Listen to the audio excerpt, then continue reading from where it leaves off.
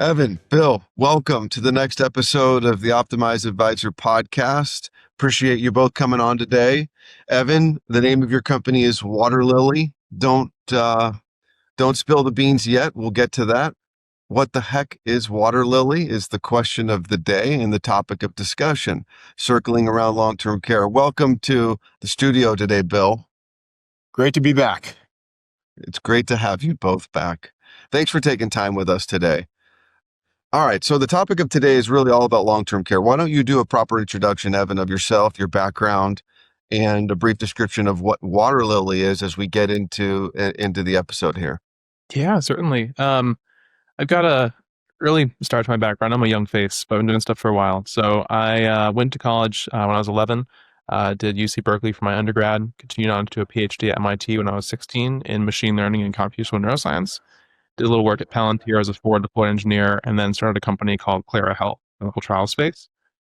Scaled that up and sold the company, and then started investing in really just all my friends. I'd seen that all my friends around me also made really successful companies. I was really kicking myself for not investing in their earliest rounds.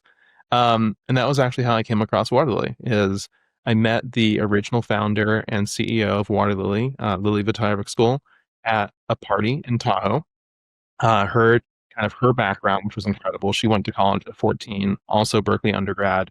She was interning at NASA by 16, had, led startups in product and engineering before, was patented in these really cool computer vision patents for fall detection in long-term care.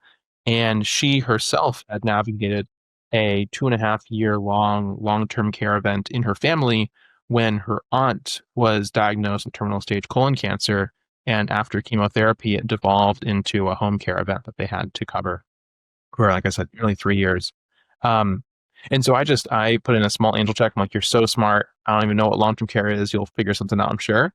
And over time, I got, the investor updates of how exciting things were. And the more and more I looked under the hood, like, what are you doing? What is long-term care? And I started to learn what it was. I was shocked. I mean, here I had built, scaled, and sold a healthcare company, and I was not personally prepared for my future long-term care event. So I got more and more excited, more and more hands-on, which investors are not supposed to do. But eventually ended up joining as a co-founder, and one of my best decisions. The company has been really exciting, super impactful, but we'll talk more about that later. So, Bill, the quick takeaway here is Evan is significantly smarter than the two of us combined. I'm not going to admit to that right out of the gate. But I will say that I had to study pretty darn hard for B's in school, so we can leave it at that. The takeaway there is all it. It isn't just about really intelligence. It's about having a passion for something in what you're doing. And I will tell you, Evan, that both Bill and I are incredibly passionate about what we have the privilege to do each and every day. And, you can make a pretty damn good argument that might carry as much or more weight of, just sheer intelligence, or it's a good debate either way. You got to be capable, but you got to be passionate.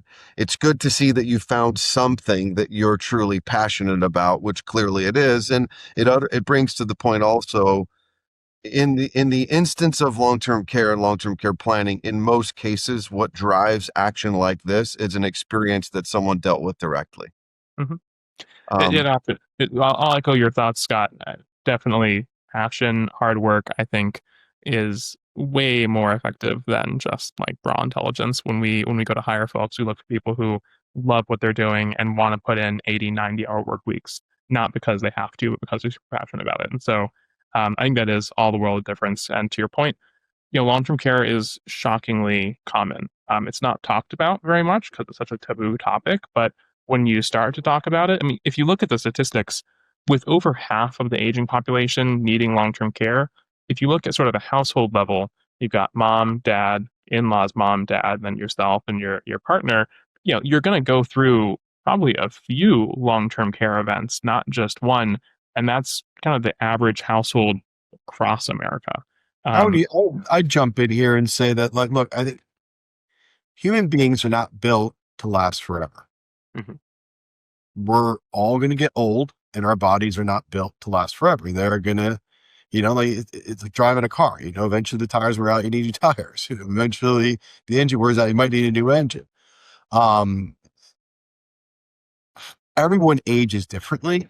And that's one of the places where I struggle with statistics. It's like, no matter what statistic we talk about, the individual you're talking to could be outside of that statistic. But the fact is that we all are going to get older, and that we're all likely going to need some additional assistance to take care of our health. And, what I object to is the whole labeling of healthcare as we age. And it's not always long-term care. It's really extended care. And I think that some of the labels that have occurred in our industry around the topic are preventing advisors and their clients from having constructive planning conversations around planning to age with dignity, control. And so I'll just leave it at that. Yeah, we typically like the term elder care. We think it's kind of more accurate to what you typically see. Now, obviously, it's not technically true because you can have a long-term care event when you're younger. I mean, with Lily's aunt, it was she was probably in her 40s or something when this occurred. Going through chemo, and then it becomes long-term care. But to your point, Bill, the typical scenario is it's an elder care event, and when you think of it that way, yeah, to your point, everyone gets old, and very often, if you're not going out with a heart attack or something, usually it's going to be kind of a gradual loss of function where you're going to start to need elder care or long-term care. So you're exactly right there. And another way to put it, or I would say a diplomatic way, is aging with dignity, right? Being able to age with dignity for as long as possible, being surrounded by loved ones, having proper care, not being thrown out into an environment where I'm inadequately cared for, and that's not right for anybody. And you wish to mitigate that, certainly for a loved one. And for advisors who are watching this, I'm sure one of the thoughts that's going through their mind is why should I spend time doing this type of planning for people? How do I professionally start the conversation? And how do I conduct that conversation in a way that's effective, appropriate, not evolving around product or a transaction, and it's truly a plan? And, the first thing that I would point out for people is like, the sooner you start having a conversation about planning for care, or extended care, elder care, whatever vocabulary you'd like to place to it, the better. I mean, one thing I would say to people is, imagine if you started planning for college, the junior year of high school with your kid, right? How successful is that plan going to be? Imagine if you start planning for retirement a year before you plan to retire. Too often people are leaving the long-term care plan or extended care plan to the day after their hip is broken and they need it. So I think one of the points of our 4-step process, Waterlily too, that we're going to discuss in more detail today, is to help advisors get upstream. And also you can be selfish about it too, because if you ask a client what percentage of your money is set aside to take care of you as you age, oftentimes the answer is going to be none. But if a major event occurs and an advisor is sitting on a multi-million-dollar portfolio, the answer actually becomes all in some scenarios. So I think the sooner you can plan, the more you can gain leverage and time for dollars to grow to tax efficiently pay for care in the future. Which leads me into, if I may, Evan and Bill, share with you our 4-step process for long-term care planning, just briefly, and then we can dive into the weeds. I want to double click into Waterlily. You can share with us some of the features that it has and really what it is and how it functions and serves not just the advisor, but more the consumer, right? A long-term care plan is a conversation. And the conversation should have 2 parts: what you're planning for, and the second part is how you're funding it. If you jump too quickly to the funding vehicle, then the conversation becomes about the funding vehicle. And that's where I think a lot of conversations go wrong around the topic. If you focus your effort on the conversation and what you're planning for, the consequences around it, then if the client or the family doesn't like a particular funding vehicle that you're presenting, then you have something to pivot back to. Then you can go back to, well, if you don't like this particular investment or sinking fund or life insurance policy or annuity or traditional long-term care or whatever, or a shoebox under the bed, whatever funding vehicle you choose, you can then pivot back to, all right, let's circle back, Mr. and Mrs. Jones, around why we're even having this conversation in the first place. And what has really impressed me about Optimized Insurance Planning's ability to create a 4-step planning process is to really help advisors and their clients see how simple the conversation can be and all the tools around that are out there to support them. Yeah, I mean, you make a good point.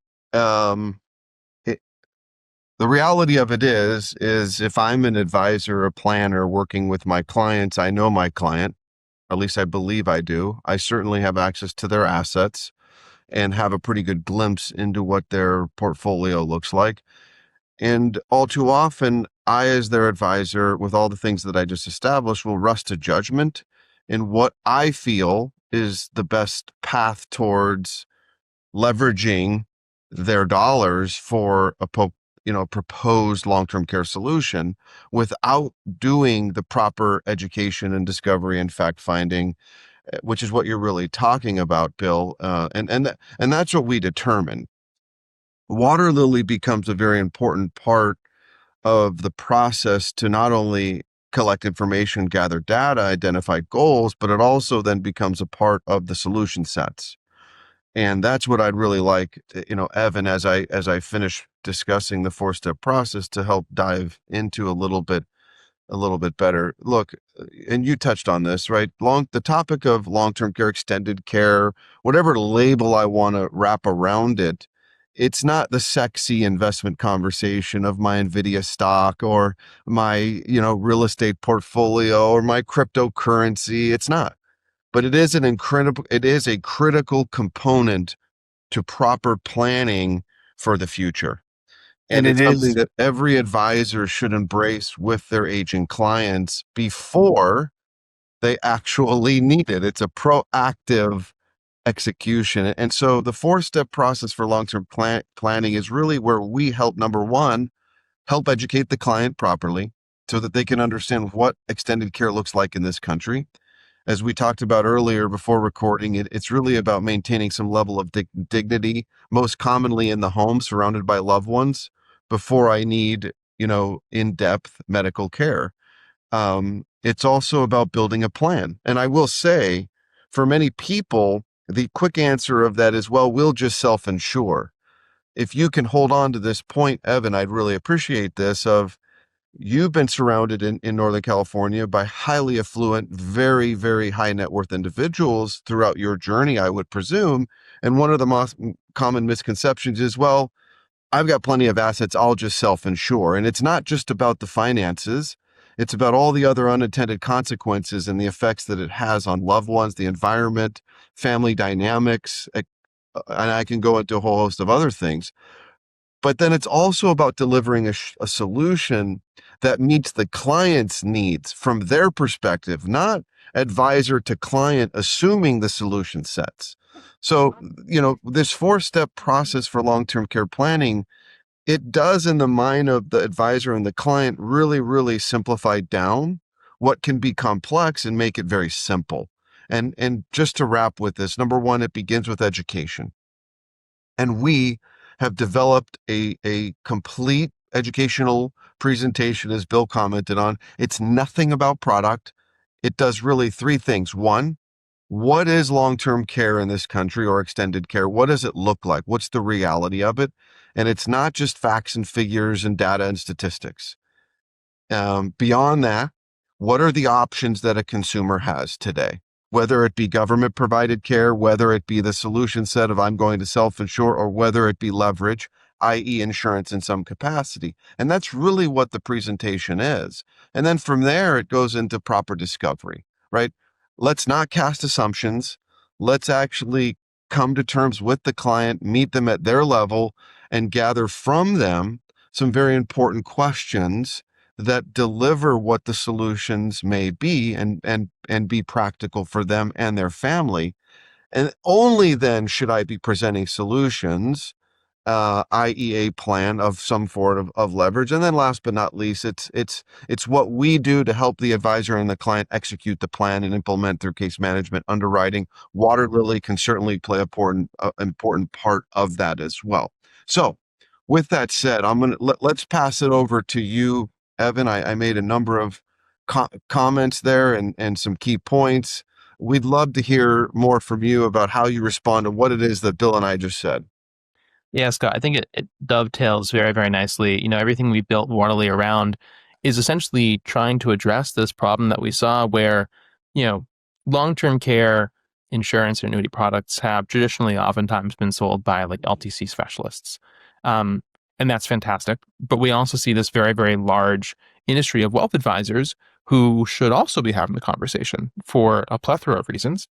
As a fiduciary, it is their legal responsibility to their clients to prepare them for this event, which is one of, for most people, the largest risks to their retirement. Oftentimes, you're not looking entirely just at an insurance or annuity product to cover this. You're going to be self-funding at least a portion of it, which oftentimes brings up additional funds that maybe aren't being managed, so you can increase share of wallet and bring in more AUM. If you are licensed and do sell an insurance or annuity product, there's typically going to be some sort of commission value there for you. These conversations inherently build trust, not just with the client, but they bring the family in. We're talking about the kids who might become caregivers and what we're doing to protect them here. And so you actually build up that relationship with next of kin such that when your client may eventually pass in the future, you have that increased continuation of asset management and asset retention with the children who you now have a relationship with. You've shown how you've built a plan for their parents and protected those assets for them to inherit. So there's all of these plethora of reasons why this seems like one of the kind of best ways to spend an hour with your client. And yet we see that it's not super common that we see these conversations happening, and it's less common that we see a really good conversation happen. And so we spoke for just a minute, Evan, if I could. He made the comment that might run some fiduciaries the wrong way. So I just want to pull it out. And that is, if I'm a fee only fiduciary, I cannot accept commissions. And when I look at the insurance marketplace for asset-based and just LTC, it's all commission-based. So it goes directly against my business model. And I've had that conversation with a lot of fiduciaries. And then, of course, there's sometimes I get fee-based and fee-only. I think I mean fee-only, excuse me. Fee-based could potentially accept compensation like that from insurance. I think the point you're making is really relevant, that they should be having the conversation with their clients, irrespective of the products, right? Because if you're someone who is responsible for planning, this is part of a well thought out plan. We here at Optimize Insurance Planning have a plethora of ways to execute the use of insurance, irrespective of an advisor's business model, and to help them help their clients. So I think it's just a really important distinction, where I think the excuse of I'm fee only, so I can't do it, I don't think is a really good excuse. I'll leave it. So, Bill, I love you brought that up. We actually have a lot of Waterlily customers who are fee-only advisors. And in fact, we were invited to speak both at Bob Vera's Insider Conference and XYPN Live, two of the largest fee-only focused conferences. Also, FPA NorCal as well, which I think is also fee-only focused. At XYPN Live, we actually were in the Advice Tech competition this year, back in October. We shared Waterlily and one of the new features we released, and we actually did a clean sweep and won every single award, both the audience choice and the judge's choice. And again, that is entirely a fee-only environment because of the way that we approach long-term care. To your point, Bill, I shared if you're fee-based, you're going to get more AUM, you're going to get more, more commission and such. So there's even more reasons. But even without that, this is one of the most, fiduciarily responsible things you can do for your clients, given how big of a threat long-term care is to the financial plan of retirement, but then also just to the, quality of life for your client and their family. So I think I would go as far as saying that it is the component of the financial plan that truly cements a relationship And, for any advisors, irrespective of business model, who are watching this, if you're not going to do the work, the client may seek out someone else who can. Look, there's 5 components to comprehensive financial planning. It's estate planning, tax planning, income planning, insurance planning, and then investment planning. So if you're billboarding yourself as a comprehensive holistic financial planner, irrespective of your revenue model, have a solution to provide the components um,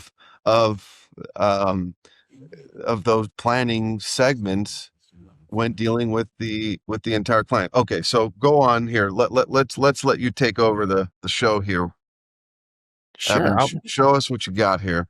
I'll go ahead and do a little screen share here and maybe walk through a couple slides. Yeah, while you're pulling it up, Evan, what initially really attracted me to Waterlily from an advisor's perspective is its ability to help me conduct a planning conversation with a client with an individualized intake of information and a customized, individualized output of I don't want to say a report, but a tool to have a really in-depth conversation with a client about as it relates to the need for long-term care planning. The generic, you have a 70% probability of a long-term care event, or the conversation around here's what the costs are.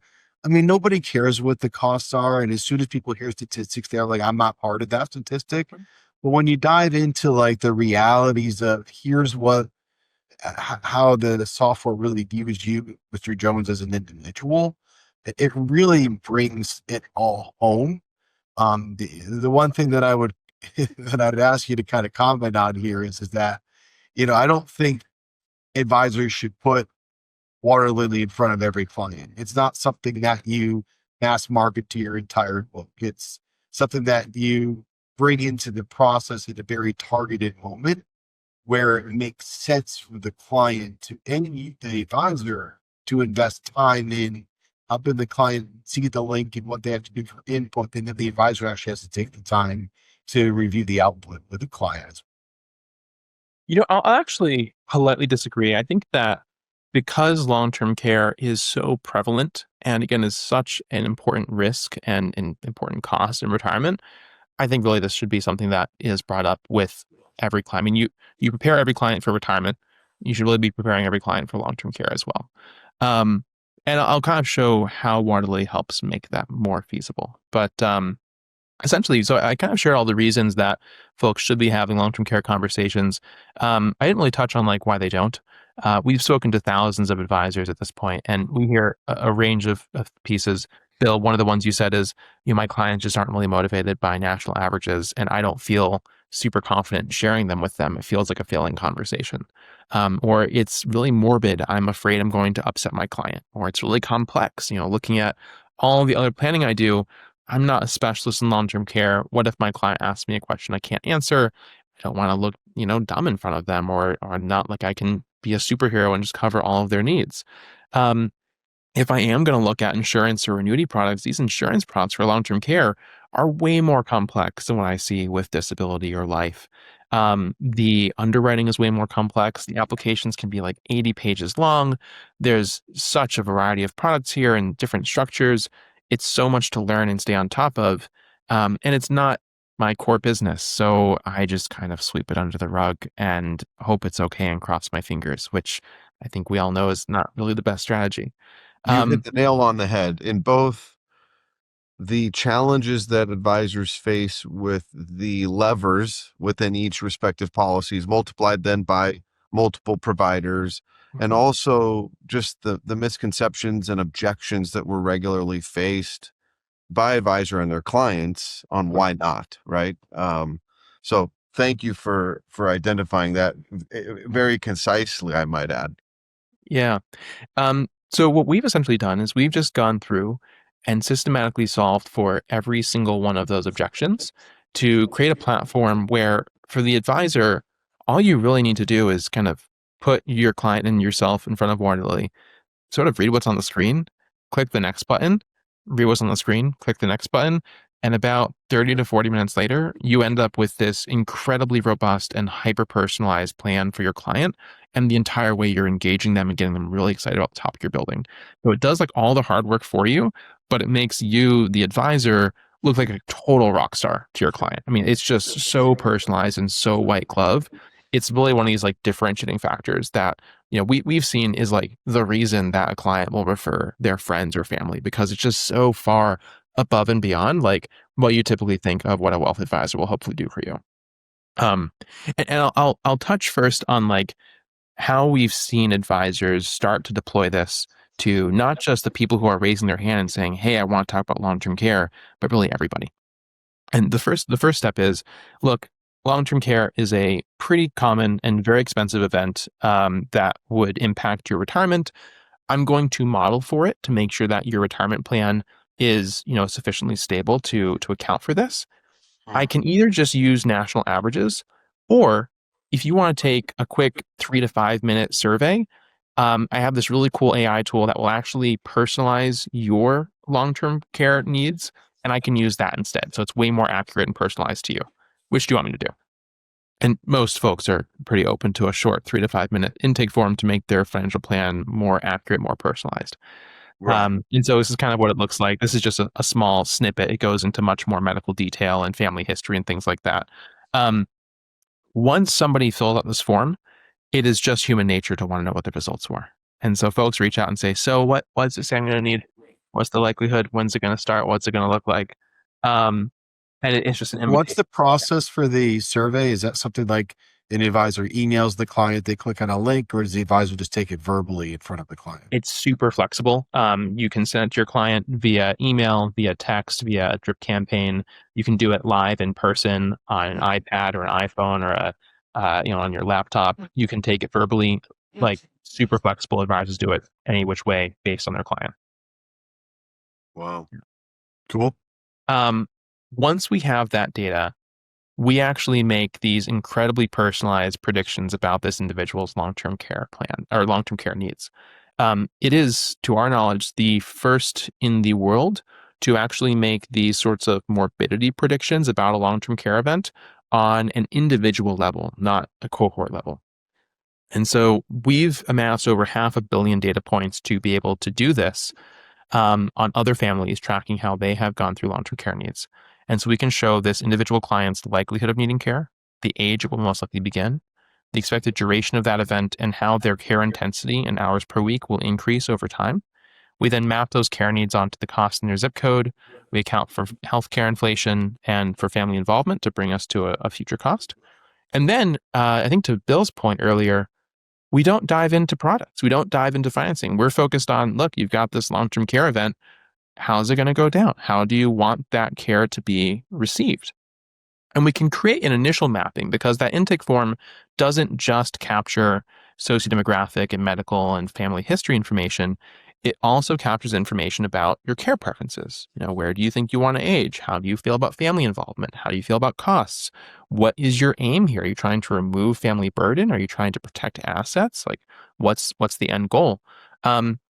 And so we make an initial prediction of what we think you're going to do, but then we walk you through and say, "Hey, this is what we thought you might choose. Is that, correct? Do you want to verify that? Or do you want to maybe adjust things a bit?" Now you're looking at it in more detail. And so the first step of this is we take that predicted duration, in this case for Jane here, 4.5 years, and we break it down into a progression of care needs, going from early care to moderate care to full care, just based on how many sort of self-care activities you need help with. If you know long-term care, then you would know these as activities of daily living or ADLs, but we just call them self-care activities. It's things like getting in and out of bed, toileting, feeding yourself, things like that. And so we start with early care, and we'll dive into that. Here we're predicting for Jane, she'll need 8 months of support with early care. It's just 1 or 2 of these activities. And she can receive that care either at home, or if she wanted to go to a care facility, we'd be looking at an independent living facility. Because Evan, can we assisted jump living- ahead, see what the output looks like for the 3-minute survey? What's that? For the 3-minute survey, what does the output look like? We're looking at the output. These This entire interactive plan is the output. We are predicting. Get a little bigger so I can see it. Right now, I see the most advanced AI-driven personalized long-term planning. Can I see? You are. I apologize. Something's up with the it's not sharing everything. Let me go ahead and try sharing my entire screen. I'm glad you spoke up. Advance in the last. Here we are. Let's go ahead. Let me catch you up a little bit here. Yeah. So that was the only slide we saw throughout your whole conversation. Are you seeing the kind of the? Yeah, it's moving. great. Yeah. So this is what the intake form looks like. This is just a little snippet of it. Through that, how much you weigh, and then we're going through. Okay, tobacco results are in. Great. Okay. Yeah. So results are in, and then here's where we're taking a look at that likelihood of needing care and the age we think that the care will begin. And then here we're taking a look at the duration of care, how those needs ramp up based on hours per week. And then next, we're going to go ahead and map those care needs onto costs in your zip code, adjusting for healthcare inflation and adjusting for family involvement. And then we're taking a look at Jane's care timeline, where we're going from early to moderate to full care. Wow. Glad you spoke up on that. I think that the interface is something we've spent a lot of time on, just thousands of hours of feedback from clients, and consumers and advisors to really tune this. And it's getting better literally every single day. We release about 3 times a week. It is really helpful for an advisor because, look, there's a lot that you can't control or plan for, right? Like you can't, no matter how much you plan, the client's health is going to pan out the way it does. Mm-hmm. No matter what much financial planning you do, but what you plan for the potential expenses to help them have more control and have better care. Because the spread between going on a Medicaid and being a self-pay, the experience and the quality of care, the quality of food, the quality of living environment, that spread is getting bigger and bigger and bigger in our country. And as you look at the output for this, it gives you at least some picture of what the potential dollars you should be planning for are. I think it's going to take the advisors that are using this, Evan, are going to have to, there's a learning curve in, someone seeing this as being like, you mean I'm going to have to put away $1 million for this? Right. By the time I add up 461 and 344 and 19 and round up, and the client's going to look at you and be like, I only have $1 million. And so it's also one of those things for advisors when this is where we can respectfully disagree. If you're talking with a client that might only have $200,000 or $300,000 or $400,000 of liquid net worth to their name, they're likely going to be a Medicaid candidate. But if you're talking with someone with $1, $2, $3, $4, $5, $6, $7, $8, $9, $10 million plus, then you're really in a scenario where helping them self-pay makes a lot of sense. So that's kind of where I was coming from. Well, one of the key, so to steelman that for a minute, one of the key misconceptions is that people shift to the mindset that I have to have a fully covered plan. And let me give you a very specific example. Does your health insurance cover all of your medical needs? No, it does not. There's what's called a copay, right? Just as one component of health insurance. And a lot of the times the misunderstanding is that if I'm going to move forward with some type of leverage, i.e. insurance, that leverage needs to cover the entire risk. And that's just not true. Yeah. Having some coverage and some insurance in place is better than having no insurance in place. And again, it does also default back to self-insuring is still having a plan. We argue it's not the best plan, but it is still a plan. It's really hard to understate how important the plan is. With Lily's family, they didn't have the finances to put her aunt into a care facility or to bring in professionals into the home. They had to do it themselves, and it really tore their family apart. They took time away from work, which led them almost to bankruptcy. And there was so much disagreement over who should be doing what and who was doing enough.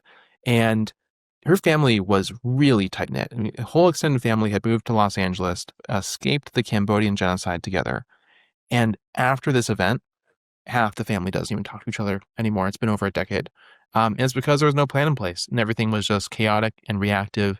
And we have spoken to thousands of families. It is the same thing over and over and over again. And that's why we actually focus so much on this care planning, not just the financial plan, is because it's such a critical component of And it. that Correct. multi-million dollar portfolio and that second home that everyone enjoyed going to at the lake all gets put on the table, and people start having different opinions over what kind of care should be had. Like it gets real messy. So, all right. So let's see, what does the choose care button look like? Let's see. Yeah.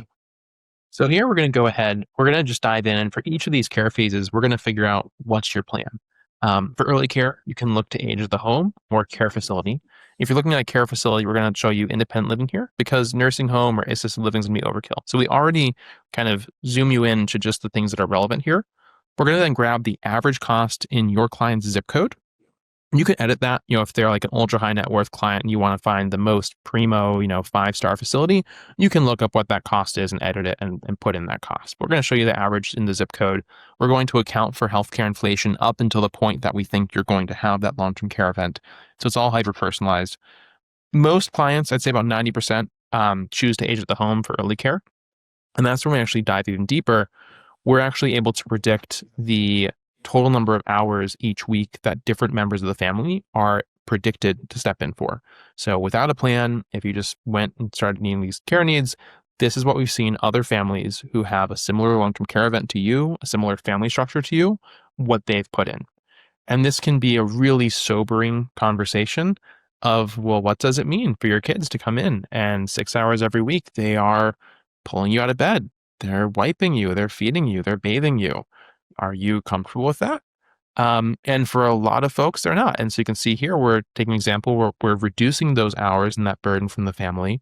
Those hours move over to professionals, and our cost increases from nearly $20,000 up to just over 70.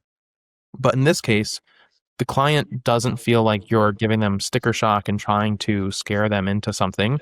We're just having a very real conversation about what long-term care looks like. And if you want to remove burden from your family, this is the cost. And so when you take a look at a financial plan, whether that's self-funding or involving insurance or annuity products, then this is what you're funding. You're funding the ability to remove burden from your family. Because if you want it to be zero, you can just add all the hours you want to your family and have them do 100%. It's probably not going to be the best plan, but it's going to be free. And so it really allows you to have that deeper conversation with the client and really help them understand what they're building a plan for here. That's really cool. Yeah, that's really cool. It's also an opportunity for an advisor to just simply share with a client or a prospect, hey, let's talk about what your current plan looks like. Right? Like do you have a plan right now? Yep. Everything's on the table, the current plan. Everything Well, gets spent. one of the key questions in our questionnaire process, which is step 2, is it's not just about the finances. Again, it's if you or Jane, right? You, John, or you, Jane, are going to need some form of care. What's your thought about who's going to provide that care? And that's a very good example of where now the rubber of reality begins to meet the road, where it's like, tell me about your adult children. Where are they located? What does their current family life look like? Do they have 2 young kids at home? Are they working at the peak time in their career? How much disposable time do they really have in their life, right? So starting to connect these dots and let them also shape the solution, as opposed to just force feeding from an advisor's perspective, the solutions down their throat. That's what this does a really good job of, because it allows the client and advisor relationship to come together, and it's completely fluid.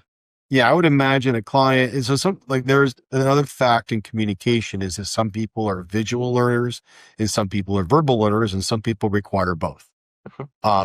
So this gives an opportunity for an advisor to have a productive conversation that can happen all in one, right? That 3-minute survey, whether it's something that you shoot to the client to do while you're on the phone or answer the questions right there on a screen in front of a client. Like you said, there's multiple ways they can do that if you don't need to get into the weeds here, but it allows an advisor to say, hey, I'm kind of curious, maybe we, the children do, 100 hours and maybe this other thing does that, like, what does that look like? And it allows the client to drive the conversation a little bit. And that's what I would imagine an advisor using this would want, right? So now you're not talking at the client or prospect, you're having a conversation with them. And that's where you go from, that's where that transition of someone feeling that they're being sold something to you're actually truly providing an advisory experience. That's where that happens. Yeah, exactly right. It's all about relationship building and eliciting that involvement and drive from the client themselves. So, All right. So what's next here? yeah. So finally, at this point, the client's gone through, they've seen their predictive care needs. They've seen the care plan they want with their family and their involvement, everything super personalized. They're really bought into, this is an event that I want to prepare for. What's the most efficient way to finance this? And we get so personalized here. So you can model self-funding and anything in here, but I'm going to show you something we launched last year. I'll show you the iteration after it in a moment. But what we made is you can take any type of insurance product that pays out for long-term care. So life with a rider, traditional LTC, hybrid, like anything. Upload the PDF of it. It could be an illustration. It could also be a product that your client already owns, and they're wondering, like, should I even keep this? Maybe they're going through a rate action if they bought like an old traditional LTC policy. You upload the document. We use OCR and AI to read the entire document and extract all of the terms of how that document functions. And then when we import it, we don't just show you, yeah, here's the benefit pool and here's, the premium. We actually model the claim of it. And we say, if you take this long-term care insurance policy and you own it or you bought it, and then you were to go on claim for the long-term care plan you just built, here is day by day how it's going to function. Here's when you're claim eligible. Here's when your waiting period ends. Here's how much your daily benefit has inflated by the time you go on claim. Here's how much of your care that covers. Here's how much is left over, et cetera, et cetera. If it's like a life or a hybrid policy, we show you the remaining death benefit. If it's an indemnity policy, we'll calculate any extra indemnity left over, and it's fully personalized to you. And then we show you, well, here's how much you paid in premiums, and here's how much it's paying out, and what's the ROI, and how does that look against other insurance policies, against annuities, against self-funding? What actually makes sense? Super cool. Like, I think if you have an existing long-term care, whatever, loading up the policy makes the most sense. Yeah. If the client has it printed, you can call the carrier and get a PDF of the copy of the policy, which is relatively simple to do. If you're proposing some sort of LTC or LTC hybrid life annuity, whatever, you can upload the hypo into it, right?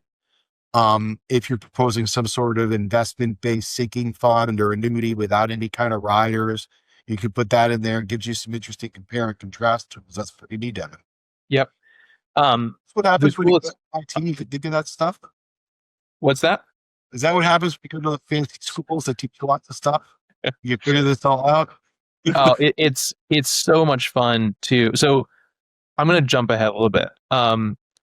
It's so much fun for us to operate in this industry and bang our heads against walls of like things that are frustrating and find these really cool ways to solve for it. So I mentioned earlier, we shared something at XYPN in October and won every single award they had. That was called Quote and Apply. And it takes this sort of modeling the claim and it just puts it on steroids. So what happened was we had 800 consumers come to our website and sign up for our wait list saying, I just want access to this software. And we're not direct to consumer. We make software for advisors to be able to use with their clients. So I think this is just evidence of there's tons of pent up demand. Your clients want this really badly, whether they know it or not. But we saw this as a huge learning opportunity of like, well, we should really kind of use our own software and see, is it as good as we think it is? And so my co-founder got her life, health, and LTC licenses in 2 weekends, and then started taking these clients on as clients of her own, not charging anything. Like, we're just here to learn, and put them through the software.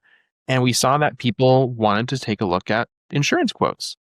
But when Lily would share, okay, I need some time to go get those, can you wait or can we schedule another time?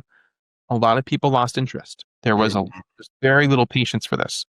And then for those who said, yeah, sure, I can book another meeting, when Lily went to go pull those quotes, all the advice we were getting was oftentimes just, pull a Securian, pull a Nationwide, pull a One America, pull a Lincoln, and just kind of pull it the same way. Maybe do a 10-pay, grab a lump sum, like 3% compound, 6-year benefit period, and just show them those and see which one they want. And it felt like all the personalization we had just done kind of got thrown out the window. And on top of that, Lily was like, I don't know if they're going to get underwritten. Each of these carriers have these like 20-page underwriting guidelines. How am I supposed to memorize, across a dozen different carriers, 20 pages each? Like, this isn't even my focus. I'm running a company, and just like most advisors, this isn't their focus either. Like, how are they going to remember all this? And so Lily came back to me and the team and was like, we have to fix this. It needs to be a one-click experience. And that's what we have essentially done. So I'll show you here. Here is a Securian Secure Care 3 product. We've uploaded it. This is something we pulled manually. It's showing an ROI of 440%. And now we're going to go ahead and just compare this with self-funding. So we're going to take this same $100,000. We'll say, what if I just set it aside? Let's assume it grows at 6.5% annual rate of return. And let's go ahead and throw on 20% capital gains tax that we'll need to contend with when we go to liquidate this to actually spend it on long-term care. When we model that, we actually see that the total ROI is a little higher than the Securian product. And no offense to Securian, they have a fantastic product. The issue is we just pulled something randomly versus with quote and apply. What we just did is we pulled over 100,000 different combinations of quotes. Every single combination of how you could pull a quote with different daily benefits and benefit pools and inflation protection and different ways of paying for it. And we modeled every single one against the client's long-term care need, and we stack ranked them by ROI. And it just brute forces a problem. We did the math. It would take 11 years to do this manually. We do it in about half a second. And you have those carriers. There's some carriers that are feeding into the system and some aren't currently. Like One America is, Nationwide is, and Care Scout is as well. And then we actually just added Securian and Lincoln as well. So Secure Care 3 and MoneyGuard. All companies will be represented here at Optimized Insurance Planning. I think the other thing that I would point out here is that this is not necessarily right for all advisors to utilize this particular tool. I mean, there's a learning curve here, but you can really start helping a lot of people in taking the time to learn. And I'm not sure. I mean, Evan, like if I'm a new advisor looking at this, I'm like almost overwhelmed already, man. Like this is a lot. Like I kind of understood the 3-minute survey, being able to have a visual conversation with a client. Now we're talking about custom quoting. I mean, for new users, what do you typically tell them at this point? Honestly, for new users, this is actually the easiest thing you can do. Let's say you're coming in, you don't know how to pull a quote. That's like going to be really good for the client. So you click quote, we pull all the quotes for you, every single combination, and just pick the one that has the highest ROI.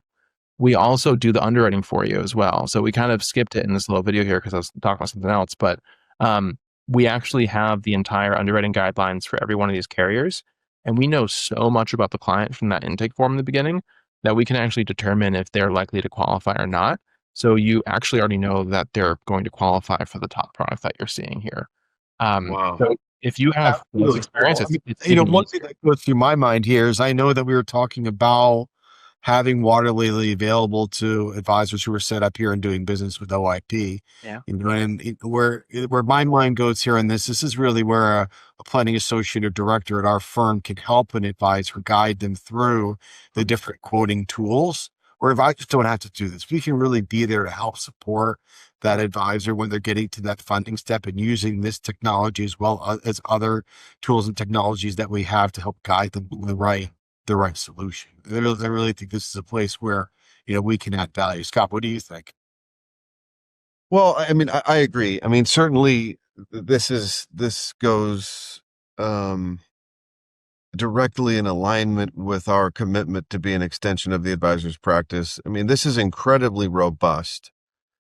And I see such an opportunity here for advisors to properly interface with their clients. I don't mean to make it robotic, but to really walk their clients through the process of long-term care planning that's directly in alignment with what we've been trying to do with advisors and the community for since pre-COVID, I mean, for sure, at a very high level. So this has been incredibly enlightening. This is a tool that I think our entire sales team should be utilizing. And we do have a number of advisors that I think, to your point, Bill, are going to be hands-on enough and passionate enough or skilled enough in this space. I'm sure Evan's rebuttal is, well, we've solved all those problems. Anybody can do this. Right. So Yeah. the biggest quote generation tool, just in the time we have left, because we got to wrap this up here. There is a more robust intake and output component to Waterlily as well, besides the 3-minute survey, right? Yeah, there's a longer version that dives more into family history and things. I'll just say to your point earlier, though, we built this for use not just with wealth advisors, but with their entire brokerage stack as well. And so folks who are working with OIP, we can set it up so that OIP actually has this sort of like hierarchical view and can actually proactively help with any single client that the advisor adds, and really just use the platform collaboratively. And any point where somebody gets confused, there's a snag, that's where your team of experts can really step in and through the exact same interface, drive everything forward. So it's really built with the intention of that support from their brokerage, IP in this case, to help them go through things. And then to your point, go through the entire application as well. Yeah. Can you, in like 5 minutes or less, Evan, can you just give us a quick synopsis of what the more involved intake and output looks like? It's so cool. So the intake is just some more questions that dive more into the application process, but the output, that's typically an email that gets sent to a client. They click on a link and then they go through the Waterlily interface. Yeah, it's the same thing you saw earlier. Once you find a policy you want to move forward with, which again is super easy with Waterlily and with OIP's support, you go ahead and download the illustration. There's nothing more to input. We already know everything we need to know about the client and the advisor to give an actual illustration with all their information pre-filled. But then as you move forward, we automatically capture the client's consent to receive documents electronically, and then we send them the illustration and all the leave behind materials for that product for that state. So all the compliance components are handled for you and logged for you. And then when you go to the application, if you fill out a full application for one of these policies, they're oftentimes 70 or 80 pages. But because we got so many answers from the client in the intake form, we're actually able to pre-fill or skip over 70% of the questions. You can see here we have the sources for everything that we pre-filled for you.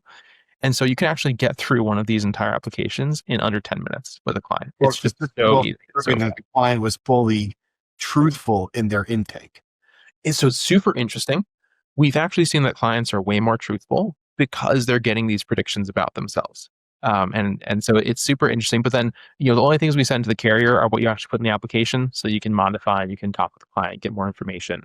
And the end step that is skipped here because we're releasing it this week, but we just built out an AI NIGO analysis. So like not in good order. I'm sure you guys see this all the time.